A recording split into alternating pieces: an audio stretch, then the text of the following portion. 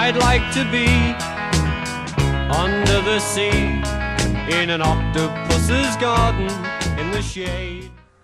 If you haven't heard of the Tamarind restaurant, then you must have been living under a rock for the last 30 years.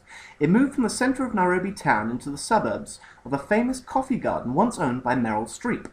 Restroll, I think you'll find that was Karen Blixen that owned it, and Meryl Streep merely played her in. Oh, shut up! I was shocked to see this place was empty. This place was as barren as the Chernobyl cleanup crew. I requested a smoking table, being the antisocial person that I am. I was promptly informed that there was no smoking area. Although, if I'd like a cigarette, I could move the 2 yards onto the patio to smoke. After peering inside to a rather gloomy and lifeless restaurant, I decided I'd move my table outside to the smoking area and the beautiful garden. Clearly this move had turned the whole restaurant up on its head, as they didn't know how to react. To save them running around like headless chickens, I ordered a drink. What arrived was supreme. It was a cocktail of their own creation called a dawa, which in Swahili means medicine, and after 4 of the bastards I was feeling very well medicated. Asking the waiter for a recommendation, to which he told me everything was good. Not great, not excellent, just good. So, like a blind man in an orgy, I was going to have to fill things out. Now, to say this menu is dated is an understatement. This menu is classic, in the same sense that carrier pigeons are a classic form of communication. The crab claws for starter, the piri-piri prawns for mains, followed by truffle fudge cake. It's always best to be a bit hesitant about ordering seafood in Nairobi, as we are 700 miles from the coast,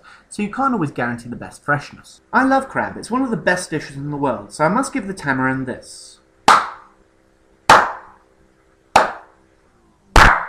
You completely managed to fuck it up. Overcooked, overseasoned, refrozen old crab. With no other customers joining us, I started to get the feeling like I was on the Mary Celeste. I was tempted to phone a friend, but since the only one I've got charges by the hour, that was out of the question. Just as I was thinking this is the sort of restaurant that nobody goes to, a small crowd of people did join a table inside. Now, I think they're a restaurant that had the number of customers you could count on the fingers of a blind butcher would get their food out quickly, but I've been here for 2 hours now and I was just getting my main course.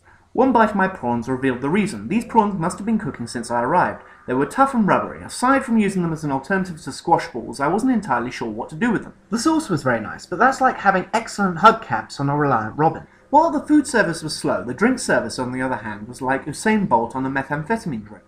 I get the feeling that this is a restaurant you really need to bring other people to enjoy properly, as the food and the decor isn't going to crack it.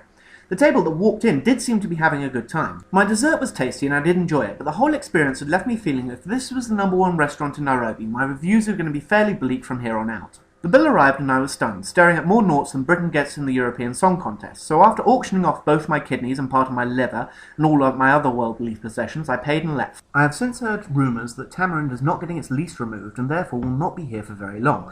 Maybe they'll find a new location and maybe they'll start again. Hopefully with a modern menu and better decor. In conclusion, I'm not going to recommend Tamarind, as it was overpriced, overcooked and overrated. This legacy that has stood for 45 years is clearly over the hill. Over and out.